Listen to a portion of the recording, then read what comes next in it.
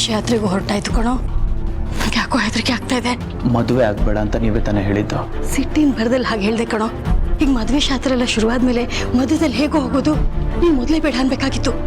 ಮೊದಲೇ ಹೇಳಿದರೆ ಈ ಮಜಾ ಸಿಗ್ತಾ ಇತ್ತಾ? ಈಗ ನೋಡಿ ಮದುವೆನ ಹ್ಯಾಕ್ ತಡಿತೀನಿ ಅಂತ.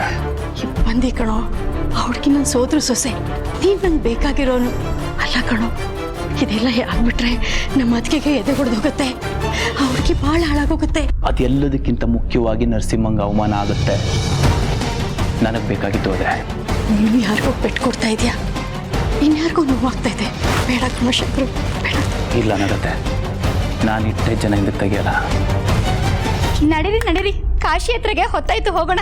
ನಾವು ನಿಮ್ಮ ಪಾದ ತೊಳೆದು ನಮ್ಮ ಹುಡುಗಿನ ಮದುವೆ ಮಾಡ್ಕೊಳ್ಳಿ ಅಂತ ಕೇಳ್ತೀವಿ. ನೀವು ಅದಕ್ಕೆ ಹ್ಞೂ ಅಂತ ಒಪ್ಕೋತೀರಾ. ಎಷ್ಟು ವಿಚಿತ್ರ ಅಲ್ವಾ? ಅಲ್ಲ, ನೀವು ಮದುವೆ ಮಾಡ್ಕೊಳ್ತೀವಿ ಅಂತ ಒಪ್ಕೊಂಡು ಬಂದಮೇಲೆ ಕಾಶಿಗೆ ಹೋಗ್ತೀವಿ ಅಂತ ಹೇಳ್ತೀರಂತೆ. ನಾವು ಬೇಡ ಬನ್ನಿ ಅಂತ ಕರಿತೀವಂತೆ.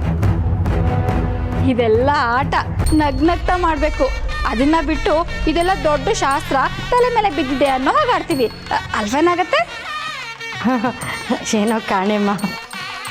ಇದ್ಯಾಕೆ ನಾಗತ್ತೆ ಹೀಗಂತೀಯ? ದೊಡ್ಡೋಳು, ನೀನೇ ಹೇಳ್ಬೇಕು ತಾನೆ. ನಡಿ ಬಾಪ್ಪ.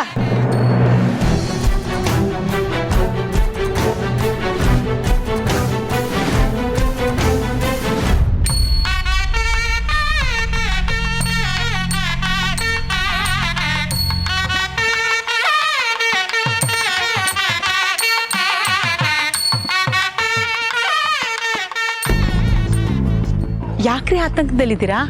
ಸುಬ್ಬು ಎಲ್ಲೂ ಕಾಣ್ತಾನೆ ಇಲ್ವಲ್ಲೇ? ಫೋನ್ ಮಾಡಿ ನೋಡಿ. ಮಾಡ್ತಾ ಇದ್ದೀನಿ, ನಾಟ್ ರೀಚಬಲ್ ಬರ್ತಾ ಇದೆ.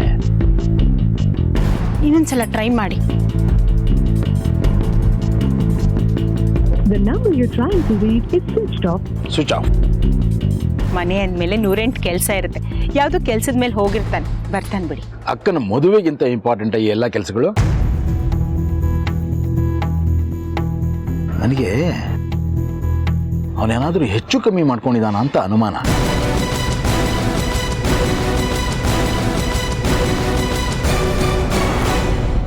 ಏ ದತ್ತ, ಚಿಕ್ಕಪ್ಪ. ಸುಬ್ಬು ಮದುವೆ ಮನೇಲಿ ಎಲ್ಲೂ ಕಾಣಿಸ್ತಾ ಇಲ್ಲ. ಸ್ವಲ್ಪ ಹೋಗಿ ನೋಡ್ಕೊಂಡು ಬರ್ತೀಯಾ? ಸರಿ ಚಿಕ್ಕಪ್ಪ, ನಾನು ನೋಡ್ಕೊಂಡ್ ಬರ್ತೀನಿ.